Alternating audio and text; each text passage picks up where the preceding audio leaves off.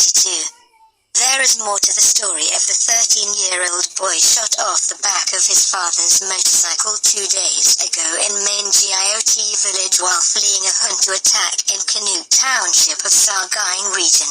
After 5 members of the local PDF braved Junta gunfire to rescue the boy, who had gunshot wounds to his chest and arm, they put him in a car with his parents to go to a nearby hospital. The car was intercepted by Junta troops, who yanked the bleeding boy out of the car and threw him into the roadside ditch where he died. Then they took the mother's jewelry and beat her. The captain of the PDF fighters who rescued the boy was killed by Junta gunfire.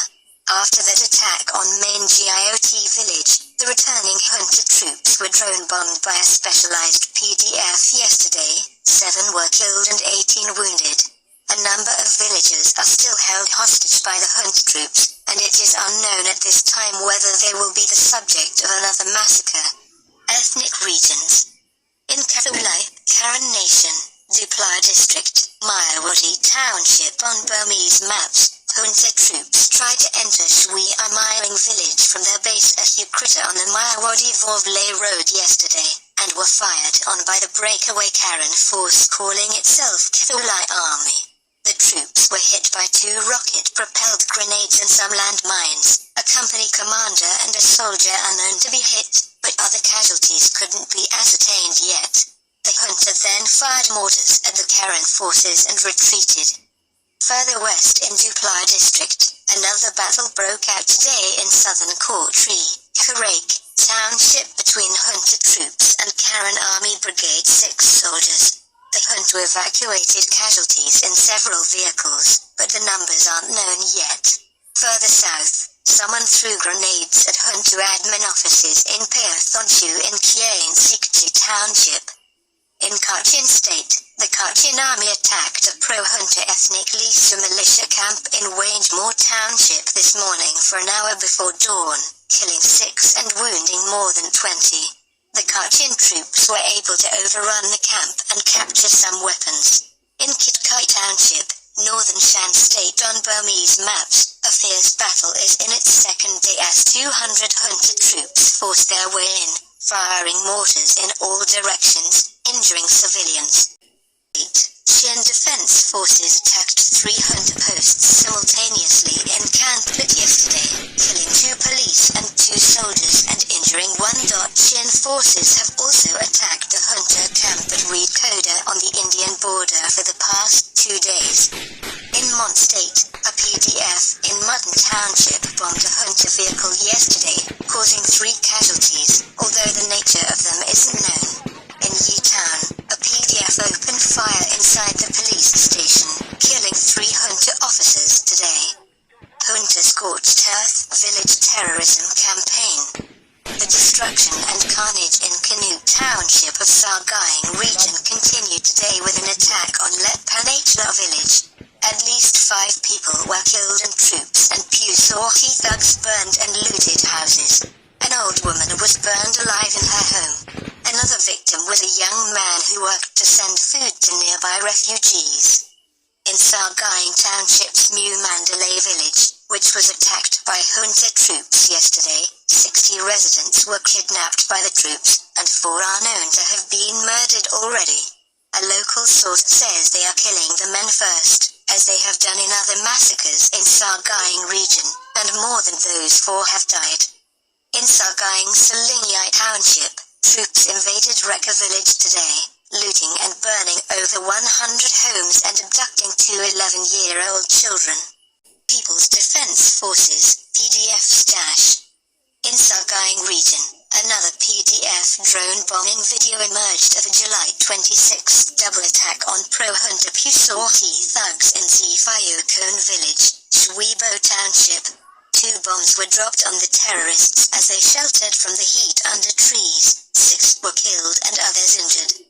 In Magway region, the Adventure Secret Force PDF drone bombed a spot yesterday where Junta troops were setting up mortars for an attack, hitting the ammunition supply and causing it to explode. The troops then fired rocket-propelled grenades at a nearby Buddhist monastery. A A PDF parked a booby-trapped motorcycle near a hunt checkpoint at the entrance to Pakoku University of Technology yesterday. At some point a soldier took the motorcycle and wheeled it to the checkpoint, then flipped open the seat compartment, triggering the bomb. He died on the spot, and 2 others died on the way to the hospital.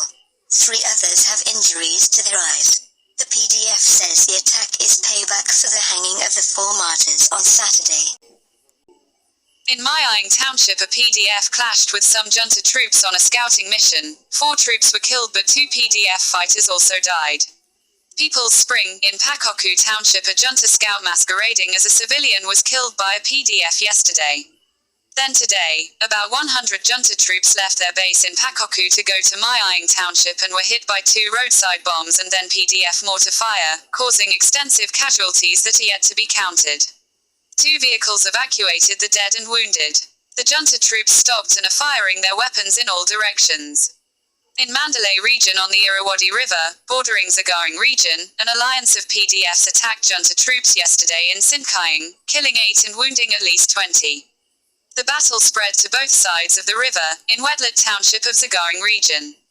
Junta troops fired rocket-propelled grenades at civilians, killing a Buddhist monk and wounding another resident. In Irrawaddy region, a PDF attacked a junta checkpoint in Daday town with 2 bombs the night of July 26. In Payapon town today, a local PDF detonated a motorcycle bomb on junta troops, and then another bomb on troops arriving afterward, killing 5 of them including an officer. PDF activity in Irrawaddy region seems to be increasing, breaking the relative quiet compared to other regions. In of Pound Township today, killing all 4 of them including a sergeant and capturing their weapons.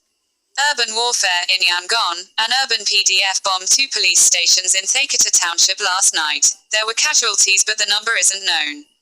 Afterwards, some police shot the guns, and ambulances arrived. The so-called 44th Street incident occurred last August, when a Dalan ratted on 5 young pro-democracy activists living in an apartment in downtown Yangon.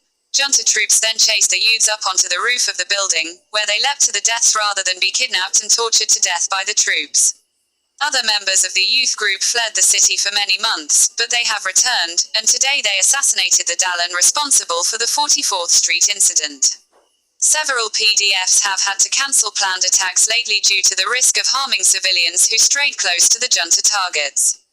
One man even picked up a bomb and walked off with it. PDFs continually warn civilians to stay away from junta locations, vehicles, and people to limit the danger of collateral damage.